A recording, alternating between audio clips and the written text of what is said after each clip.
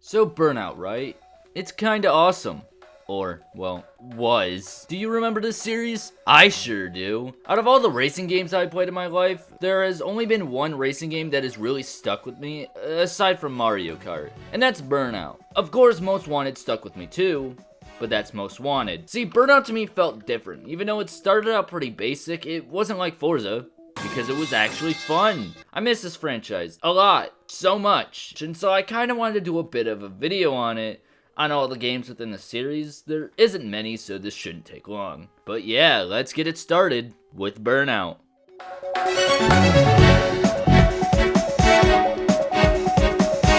So this is how it started. Released in November of 2001 on the PS2 and in April of 2002 for the GameCube and Xbox. Developed by Criterion Games and published by Acclaim Entertainment, best known for bankruptcy. Now yeah, I know what you may be thinking. It looks like every other racing game you've ever seen. But this one's cool, trust me. So yeah, it is just like a regular race game, except now you have traffic in it. And with that, it leads to crashing. And when you crash into something, it just sends your car flying, and it's very hilarious. The main content of the game is championships, which are a set of a few events. There's even face-offs, which is just a one-on-one event that can unlock you new cars, and there's like 16 tracks. Now in terms of vehicles, there is 9. A bit underwhelming, but it is understandable considering it is the first game in a new franchise. And these cars are basically fake versions of real cars. And the cars, however, have basic names like Super Mini, Easy, and Pickup, Hard, and the peak of gaming, Bus.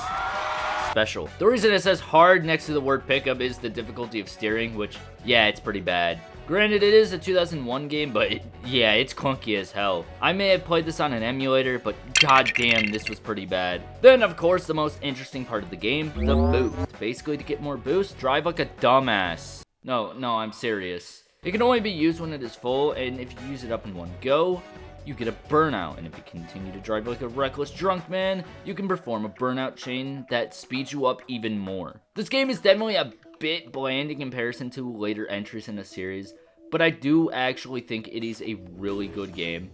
I think it's a great racing game, and it is probably the hardest in the series, mainly just due to the clunkiness and not actual difficulty. Graphically, the game aged decently. I mean, it doesn't look great, but it looks good for 2001. And the soundtrack, oh my god, it's very good. It definitely suits the arcadey feel that the game has. And the specific track, Whiplash, probably one of the best ones. Sounds like it came straight out of Mission Impossible.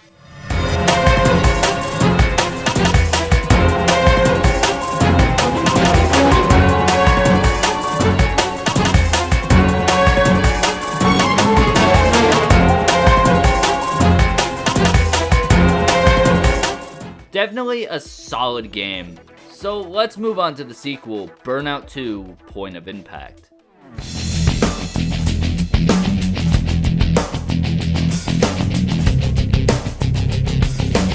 Damn, that cover art goes hard. Released in September of 2002 for the PS2 and April of 2003 for the GameCube and May of 2003 for the Xbox. Take the first game, right? Really good, bit clunky, but a good start. This improved upon that tenfold. Hell, it even controls better. It adds on new events, being Pursuit, where you just pursue an opponent. Point to Point, where you just race from one point to the other.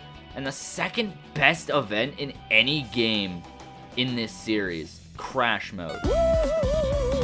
Just destroy whatever you can, as much as you can. Words cannot describe how fun this is. I am starting to think I may be a terrorist. Boost, however, stays the same as it was in the first game, so there's not much to really talk about there. I want to talk about vehicles for a moment. In the original, there was 9.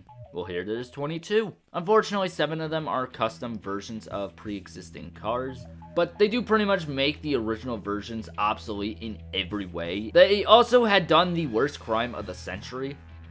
They removed the bus. There's also only 15 tracks in this game, one less than the first game, but I like these ones more. I mean, you even race near an airport and see planes land. This automatically clears. The soundtrack in this game is also more fitting in my opinion as well, and I like it a lot more. It goes for a more of a rock kind of sound, and it works very well.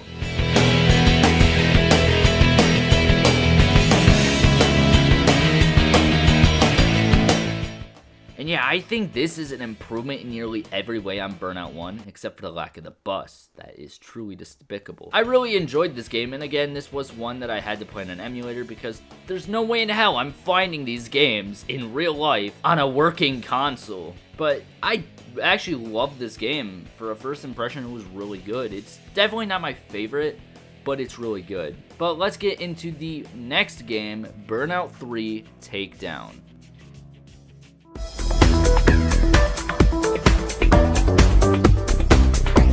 Now this was the first gap between releases. What was the cause of this?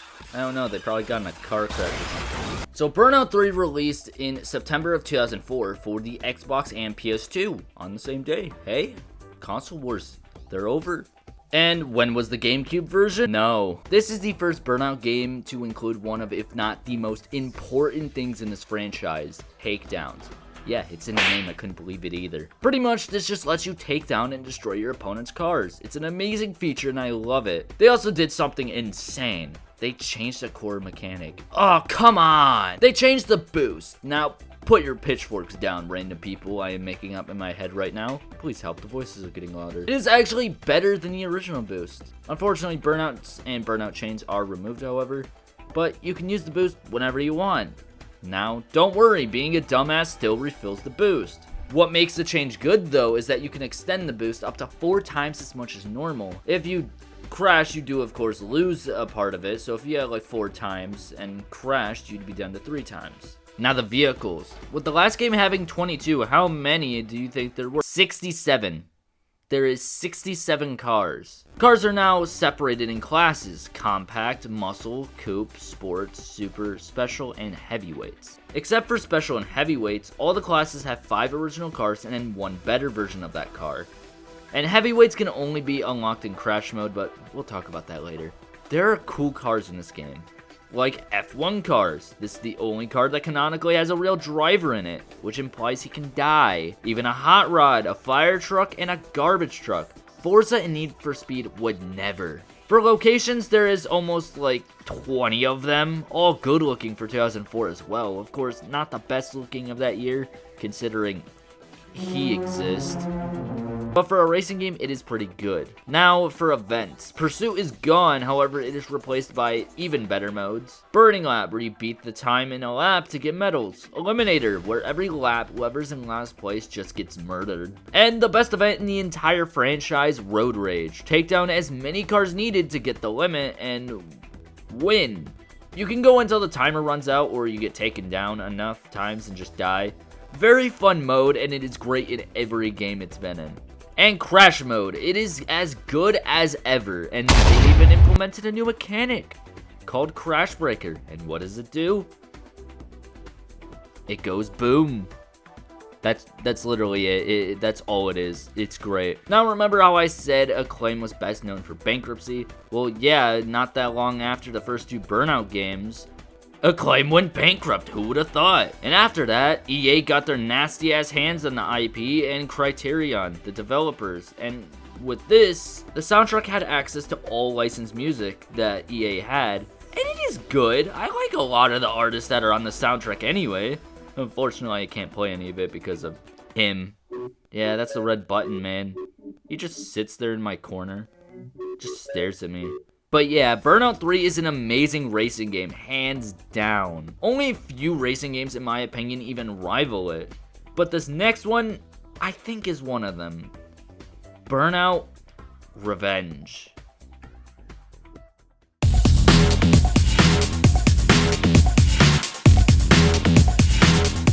So this was the point in which Criterion thought to themselves, you know, fuck numbers. Burnout Revenge released in September of 2005 for the Xbox and PS2. It also released in March of 2006 for the 360 and not the PS3. Actually, the PS3 won't get any new game for a couple of years still. And it also released the same year as the PSP exclusive Burnout Legends. And yeah, I have more to talk about for Revenge, so we're talking about Revenge first. Burnout Revenge is Burnout 3. If they somehow made it better, more destructive, more aggressive, and funnier.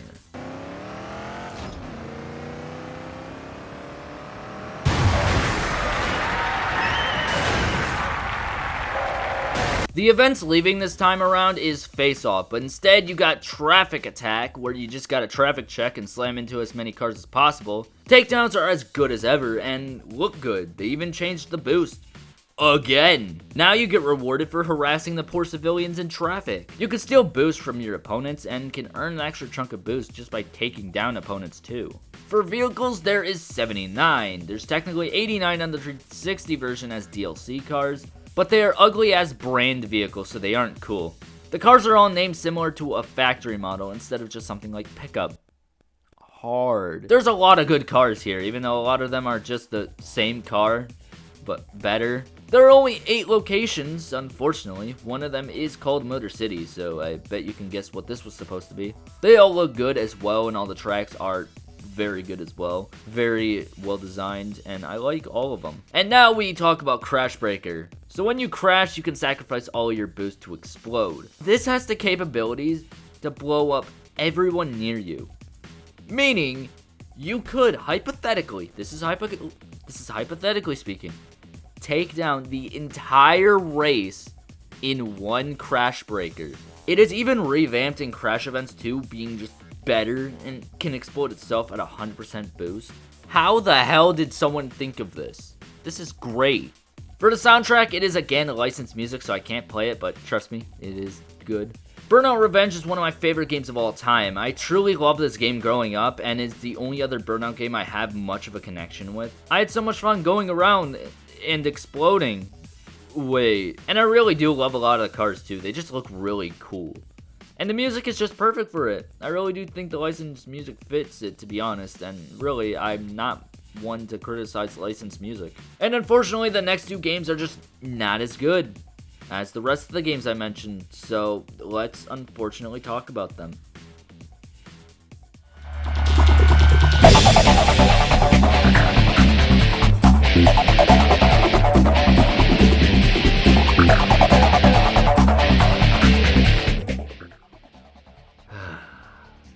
Burnout Legends is indeed a game that launched on the PSP, the same day Revenge came out.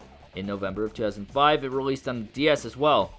That surely would have went well. The game is honestly just fine. I mean, even the cover is a bit bland too.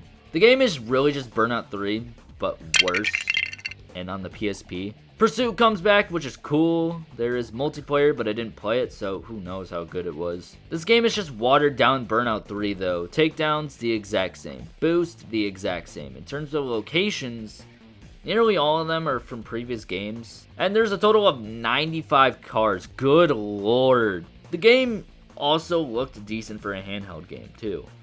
At least on PSP. I used to own a PSP with this game when I was younger, but I only remember a few parts of the game. In terms of the soundtrack, it is good, but most of it comes from Revenge's soundtrack, which feels a bit lazy. But it is an EA game, and it did release the same year as Revenge, so I don't know. Overall, playing it again, I kind of just didn't care. This game I just found really boring to come back to, and the next one is probably just as bad, so let's just get it over with.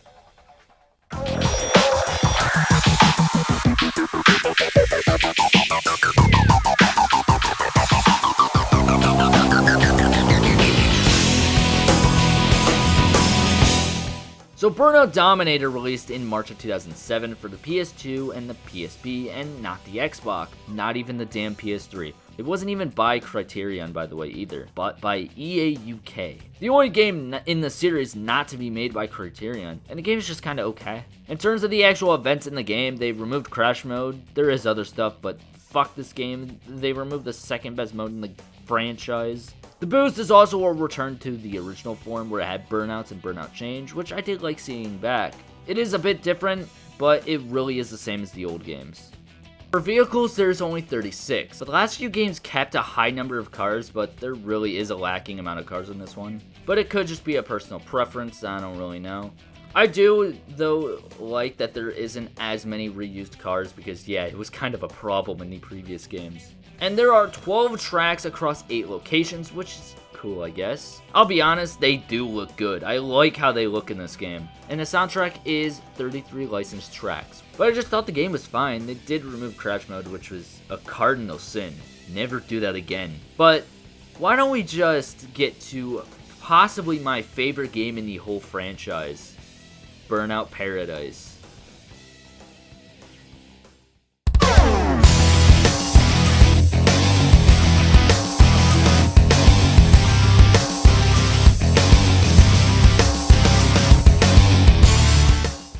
And now we are at unfortunately, the last actual Burnout game to ever release. Released in January of 2008 for the 360, and finally, the fucking PS3. Why did it take this long? And a year later, it released on PC with all of its DLC as Burnout Paradise: The Ultimate Box, which came out on the 360 and PS3 as well. And on its 10th birthday, it got remastered, which was nice. There are some new events as usual. Burning route, gotta get to a location within the time limit. This can of course unlock you the enhanced version of whatever car's burning route you did. Stunt run, do stunts to gain points within the time limit. And marked man, where you gotta get to a location in one piece while being hunted by the fucking FBI. Seriously, the cars that they send after you are literally just secret agents. There's no other way. There's also vehicles in this game. A lot of them. Originally shipping with 69 stock cars. And with a burning route for, I'm pretty sure, almost all of the stock cars that came with the original release, but there is legendary cars. There's only 4 of them, but they're movie references, like the DeLorean from Back to the Future, the goddamn Ectomobile, the Charger from Dukes of Hazzard, and knockoff kit from Knight Rider. And this is the most overpowered car in the game. If you play Marked Man or Road Rage, you are not losing. You got bikes too, in case you wanted bikes, there you go. I don't know who asked for bikes, but hey, you got bikes now. There's even toy cars, which are toy versions of some of the cars in the game. They are useless in every way, but are more of just a fun thing in the game. And police variants of all the stock cars in the game, because we really needed that. There were some unfinished cars too that never came out, which one of them called the Criterion Chrome car, which is just a chrome ball with floating wheels. Add this to the game now, please. The map itself, Paradise City, it is good. I remember it being way more colorful than this, but it's not bad looking, especially for 2008. Great looking map, no doubt, and I love driving around it. But if I'm being honest, it doesn't really feel like a paradise. Big Surf Island, on the other hand, definitely looks better than Paradise City, and there is no contest. Now I want to talk about the boost for Paradise, because aside from the open world, this is the most different feature from the rest of the series. There's 3 main ones. Speed. This boost works like how it did in the original 2 games. You can perform burnouts and burnout chains with it. Stunt. Doing stunts gives you more boost. And aggression, which is the burnout, revenge, and takedown boost, and that is why it's my favorite. And to add to this, each car has one of the 3, which I think is really cool, and it makes the cars feel at least somewhat different. Now to the soundtrack. It is the biggest and probably one of the best soundtracks in the series, if not the best. It takes songs from Burnout 1, 2, and 3 as well, which I find really cool. Most of it is copyrighted though, to my knowledge, so unfortunately I cannot play it. There's also just not much to say about it, since every game since the 3rd game has had licensed soundtracks. Oh yeah, and DJ Atomica definitely gave it a little bit of personality too. He was kind of funny, and I remember him vividly from my childhood. Man, I'm getting pretty hungry up here in the Crash FM studio. Maybe I'll see if my producers can get me a takeout from the Tudor Rose. I gotta tell you, they got some hot waitresses in there. Hey, Alana, if you're listening, fix me up my usual and I'll get my boy over in 5 to pick it up. A lot of my childhood came from this game mostly. There was also another game, but it isn't Burnout related, so we'll talk about that another time. I spent a lot of time playing this on my old PS3 that I stupidly sold to GameStop, and I regret it every day. It is in my top 5 favorite games of all time for a reason. This game and Revenge were kind of the reason I wanted to make this video in the first place, but also to experience the earlier games for the first time. And the only games I did play in the series before working on this video were Paradise, Revenge, Takedown, and Legends. The rest were completely new experiences for me. But I'm getting sidetracked. Why don't we just go on and talk about the final Burnout game in the series, Burnout Crash.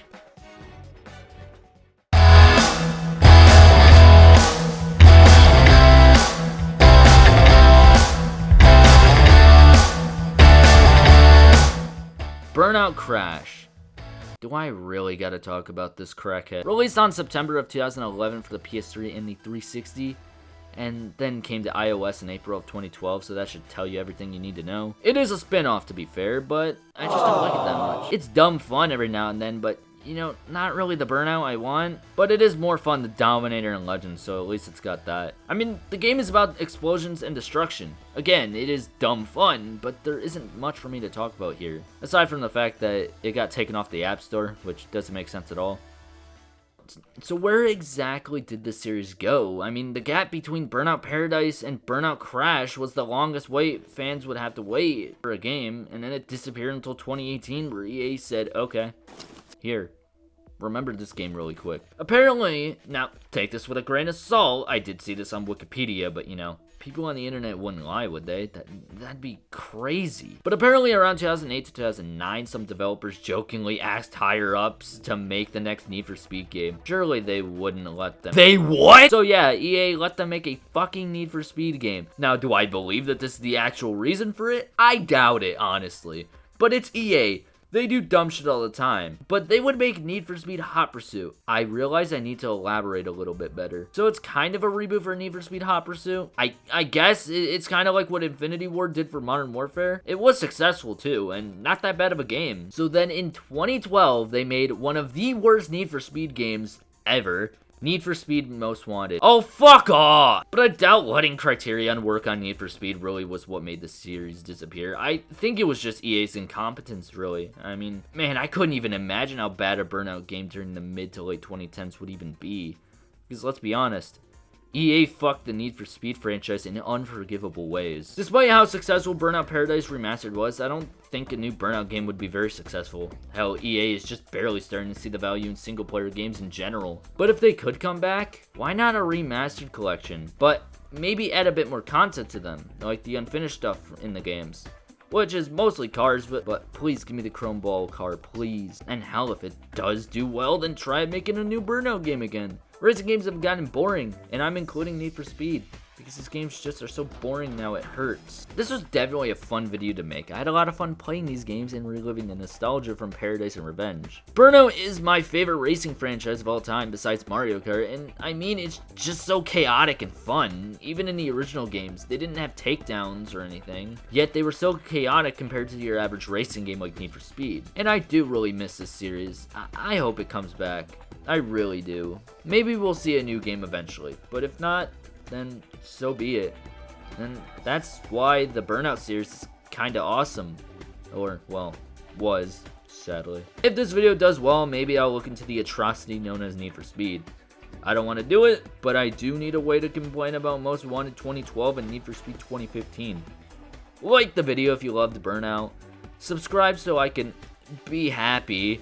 And if you enjoyed the video, good. Now goodbye.